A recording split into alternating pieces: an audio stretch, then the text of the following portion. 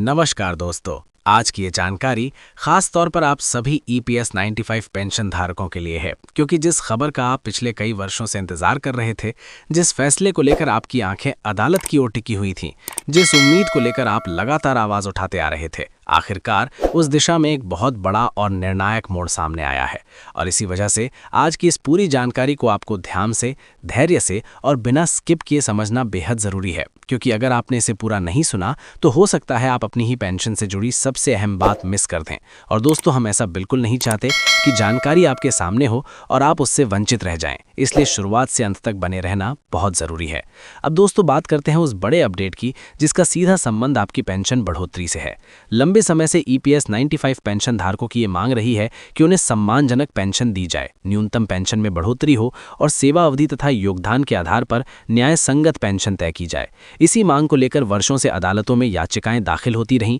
कई बार उम्मीद जगी, कई बार निराशा मिली, लेकिन अब जो स्थिति बनती दिख रही है वो पहले से कहीं ज्यादा स्पष्ट और मजबूत है। सुप्रीम कोर्ट में लगातार दायर की गई याचिकाओं के बाद आखिरकार ये बात साफ तौर पर सामने आई कि पेंशन धारकों के साथ केवल रिटायरमेंट की तारीख या उम्र के आधार पर कोई भेदभाव नहीं किया जा सकता। चाहे कोई 2004 से पहले रिटायर हुआ हो, 2006 से पहले या बाद में, 2014 से पहले या बाद में, सभी EPS 95 पेंशन धारक समान अधिकार रखते हैं। और यही बात इस पूरे मामले की सबसे बड़ी नींव है। दोस्तों, यहाँ ये समझना बहुत जरूरी है कि पेंशन कोई भीख नहीं है, यह आपके वर्षों के योगदान, आपकी मेहनत और आपकी सेवा का अधिकार है। और इसी अधिकार को लेकर अदालत ने भी स्पष्ट रुख अपनाया है। अब सवाल उठता है कि आखिर इस फैसले के बाद पेंशन बढ़ोतरी कैसे होगी, किसे कितनी पेंशन मिलेगी और ये पूरा सिस्टम किन हिस्सों या श्रेणियों में बांटा गया है। तो दोस्तों, यहाँ पर पेंशन को अलग अलग भागों में विभाजित किया गया है ताकि हर पेंशन धारक को उसके योगदान और सेवा अवधि के अनुसार पेंशन मिल सके। सबसे पहले उन पेंशन धारकों की बात करते हैं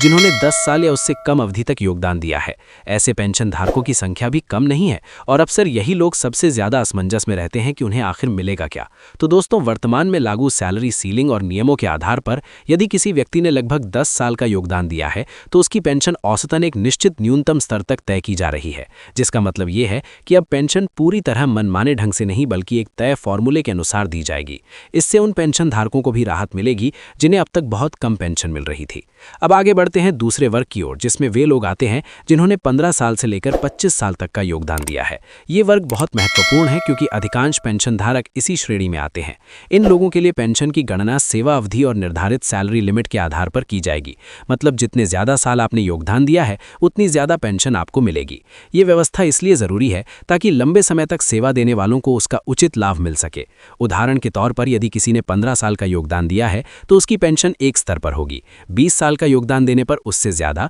और 25 साल का योगदान देने पर उससे भी ज्यादा, यानी पेंशन अब सीढ़ीदार तरीके से बढ़ेगी, जिससे सिस्टम ज्यादा पारदर्शी और न्याय संगत बनेगा। दोस्तों, अब तीसरे और सबसे ज्यादा चर्चा में रहने वाले वर्ग की बात करते हैं, जिसमें वे पेंशन धारक आते हैं जिन्होंने 25 से 30 साल या उससे ज्यादा की सेवा दी है। लंबे समय से इन पेंशन धारकों की ये मांग रही है कि उन्हें एक सम्मानजनक फिक्स पेंशन दी जाए, क्योंकि उन्होंने अपनी जिंदगी का बड़ा हिस्सा नौकरी और योगदान में लगाया है। और अब इस वर्ग के लिए भी राहत की खबर सामने आई है, क्योंकि लंबे योगदान के आधार पर इन्हें अपेक्षाकृत ऊंची पेंशन देने का प्रावधान सामने आया है। हालांकि ये भी साफ किया गया है कि सभी को एक समान अधिकतम पेंशन नहीं दी जाएगी, बल्कि जिन लोगों ने वास्तव में लंबे समय तक योगदान किया है वही इस उच्च पेंशन के दायरे के आएंगे। और दोस्तों, अब हम बात करते हैं उस चौथे और अंतिम वर्ग की जिसे लेकर सबसे ज्यादा सवाल पूछे जाते हैं, यानी वे पेंशन धारक जिन्होंने उच्च पेंशन के विकल्प को चुना है, जिन्होंने अपने योगदान के समय ज्यादा पेंशन का ऑप्शन लिया था। ऐसे पेंशन धारकों के लिए गणना थोड़ी अलग तरीके से की जाएगी, क्योंकि यहाँ पेंशन सीधे तौर पर आपकी अंतिम सैलरी और कुल योगदान से जुड़ी होगी। मतलब आपकी सैलरी जितनी ज्यादा रही है, आपकी पेंशन भी उसी अनुपात में तय होगी। और यही कारण है कि इस वर्ग में पेंशन की राशि काफी ज्यादा हो सकती है। दोस्तों, यहाँ ये बात समझना बहुत जरूरी है कि ये पूरी प्रक्रिया सरकार और संबंधित विभागों के अंतिम सर्कुलर और क्रियान्वयन पर निर्भर करती है। कोर्ट का रुख साफ है, दिशा स्पष्ट है, लेकिन जमीन पर इसे लागू करने की जिम्मेदारी प्रशासन की है। और इसी वजह से अभी भी कई पेंशन धारकों के मन में ये सवाल है कि ये बढ़ी हुई पेंशन आखिर कब से मिलेगी। तो दोस्तों, फिलहाल यही कहा जा सकता है कि जैसे ही आधिकारिक आदेश और सर्कुलर जारी होंगे, उसी के आधार पर भुगतान की प्रक्रिया शुरू की जाएगी। लेकिन इतना जरूर है कि अब पेंशन धारकों की मांग को नजरअंदाज करना आसान नहीं रहा, क्योंकि मामला सर्वोच्च स्तर तक पहुंच चुका है और वहां से स्पष्ट संदेश दिया गया है कि पेंशन धारकों के साथ अन्याय नहीं होना चाहिए। दोस्तों, इसलिए आज की इस जानकारी का सार यही है कि आप धैर्य बनाए रखें, सही जानकारी पर भरोसा करें, अफवाहों से दूर रहें और अपने सभी दस्तावेज और रिकॉर्ड तैयार रखें ताकि जब भी आगे कोई प्रक्रिया शुरू हो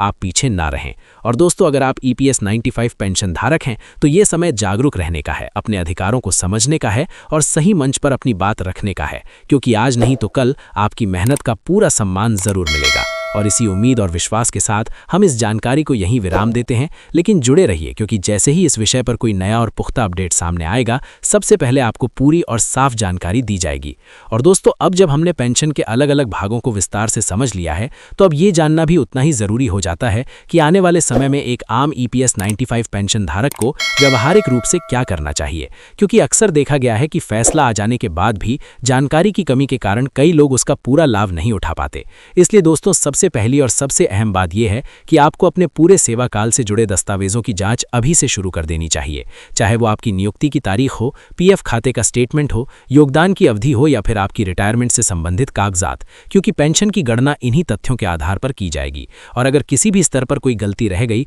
तो बाद में उसे सुधारने में समय और परेशानी दोनों बढ़ सकती है। दोस्तों, ये भी देखा गया है कि बहुत से पेंशन धारकों के रिकॉर्ड में सेवा अवधि कम दिखाई जाती है, जबकि वास्तविकता में उन्होंने ज्यादा साल काम किया होता है। ऐसे मामलों में जरूरी है कि आप समय रहते अपने पुराने नियोक्ता, PF कार्यालय या संबंधित विभाग से संपर्क करें और अपने रिकॉर्ड को सही करवाएं, क्योंकि बढ़ी हुई पेंशन का सीधा संबंध आपकी वास्तविक सेवा अवधि से है। दोस्तों, अब एक और सवाल जो लगातार सामने आ रहा है वो ये है कि क्या बढ़ी हुई पेंशन पिछली तारीख से मिलेगी या सिर्फ आगे से लागू होगी। तो दोस्तों, इस विषय पर अभी अंतिम और लिखित आदेश का इंतजार है, लेकिन इतना जरूर है कि अदालत के रुख को देखते हुए ये संभावना मजबूत मानी जा रही है कि पेंशन धारकों के हित में कोई न कोई राहत जरूर दी जाएगी। हालांकि कितनी अवधि का एरियर मिलेगा ये पूरी तरह अंतिम सर्कुलर और सरकारी निर्णय पर निर्भर करेगा, इसीलिए अभी किसी भी निश्चित तारीख या राशि पर भरोसा करने से बचना चाहिए। दोस्तों, अब बात करते हैं उन पेंशन धारकों की जो अक्सर ये सोचते हैं कि उनकी पेंशन बहुत कम है और अब कुछ नहीं हो सकता। तो दोस्तों, यही सबसे बड़ी गलतफहमी है, क्योंकि जिस तरह से इस पूरे मामले में न्यायालय ने हस्तक्षेप किया है इससे ये साफ संकेत मिलता है कि अब हर पेंशन धारक की पेंशन को नए सिरे से देखने की कोशिश की जा रही है और यही वजह है कि आज ये जानकारी हर पेंशन धारक तक पहुंचना बेहद जरूरी है। दोस्तों, अब थोड़ा सा हम सामाजिक पहलू की भी बात करते हैं, क्योंकि EPS 95 पेंशन धारक केवल आंकड़े नहीं है, ये वे लोग हैं जिन्होंने फैक्ट्रियों में, दफ्तरों में, कंपनियों में कठिन परिस्थितियों में काम किया, देश की अर्थव्यवस्था को मजबूत किया और अब बुढ़ापे में उन्हें सम्मानजनक जीवन जीने का अधिकार है। और यही सोच अब धीरे धीरे नीतियों में भी दिखाई देने लगी है। दोस्तों, यही कारण है कि ये मुद्दा सिर्फ एक वर्ग तक सीमित नहीं है बल्कि पूरे समाज से जुड़ा हुआ है, क्योंकि आज जो पेंशन धारक हैं कल वही हमारे परिवार के बुजुर्ग हैं और उनका सम्मान हमारे समाज का आईना है। दोस्तों, अब एक और जरूरी बात जिस पर ध्यान देना चाहिए वो ये है कि आने वाले समय में अगर कोई भी आधिकारिक सूचना, फॉर्म या आवेदन प्रक्रिया सामने आती है तो उसे समय पर भरना और सही जानकारी देना बेहद जरूरी होगा। कई बार देखा गया है कि गलत जानकारी या अधूरा फॉर्म भरने की वजह से लाभ मिलने में देरी हो जाती है, इसलिए जल्दबाजी में कोई भी कदम उठाने से पहले पूरी जानकारी लेना और समझना बेहद जरूरी है।